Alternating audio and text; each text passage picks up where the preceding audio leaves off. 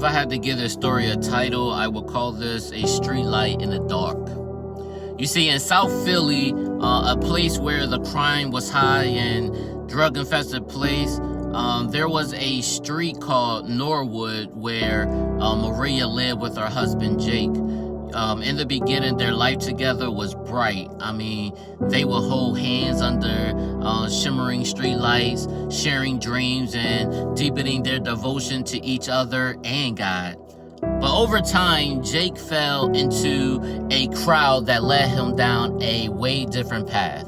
You see, it started innocently enough, occasional drinks with friends, a few late nights out, and maybe a couple of shots. But as weeks turned to months, Maria noticed the changes in Jake.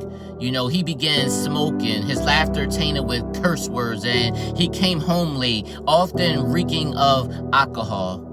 It was a far cry from the man who once prayed with her before bedtime. You see, one evening, Maria stumbled upon Jake's phone on a dining table. Instinctively, she scrolled through and her heart sank. You know, messages from other women lit up the screen, you know, flirtatious and suggestive. You know, it felt like a knife to her heart, you know, a deep betrayal surrounded by all the shadows creeping into their lives.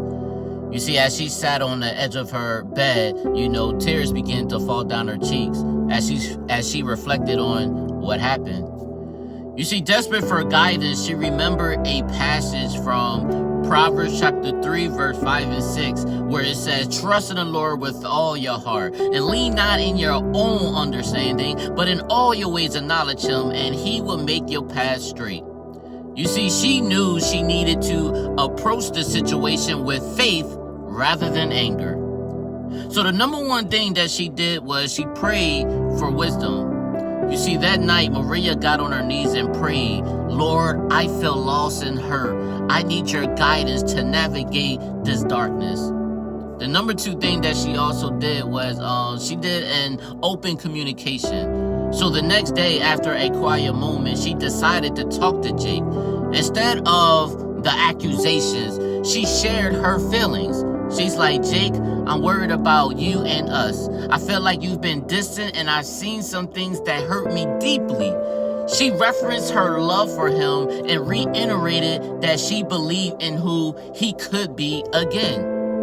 The number three thing that she did is she set boundaries. Maria set clear boundaries based on her values. With a firm but loving heart, she expressed that she wouldn't tolerate disrespect or betrayal in their marriage. She said, "I love you, but I can't ignore the pain this is causing. I want us to heal together, but it has to start with you wanting to change." The number four thing that she did is she encouraged accountability. You see, she invited Jake to join her in attending a church group focusing on recovery and support for couples. She said, "I believe we can find help in healing together," she suggested. You know, and she remembered that Galatians chapter 6, verse 1, which it says, "Brothers and sisters, if someone is caught in sin, you who live by the Spirit should restore that person gently."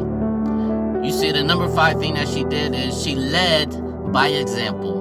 You see, Maria immersed herself deeper in her faith, attending her church services, finding support among her friends, and praying regularly. She knew that by not sinking into despair, she could be a beam of light for Jake. Your light must shine before others, as she was reminded herself with Matthew chapter 5, verse 16. You see, number six is what she did was she trusted in God's timing. You see, even though days turned into weeks and weeks turned into months, while Jake came home, things were still rocky.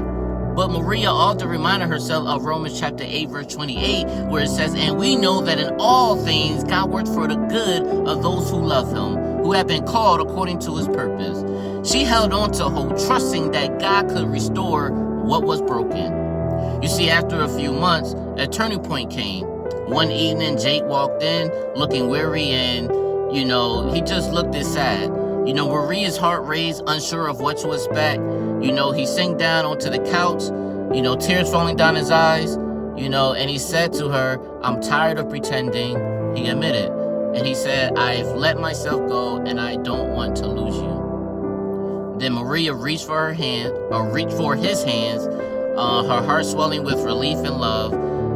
They had a long talk filled with accountability, vulnerability, and a willingness to rebuild. So together they crafted a plan, which was counseling, regular time in prayer, and commitment to accountability with trusted friends. I'm going to say that again, trusted friends. In the following months, they faced every challenge side by side, grounded in their faith. Jake slowly began to change, realizing the emptiness of his past lifestyle.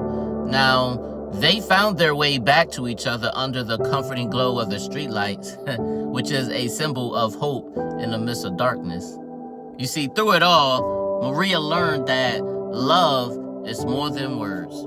It's about patience, faith, and the courage to walk in the light, even when the shadows grow long. So together, with God at the center, they were ready to reclaim their joy and purpose, one step at a time.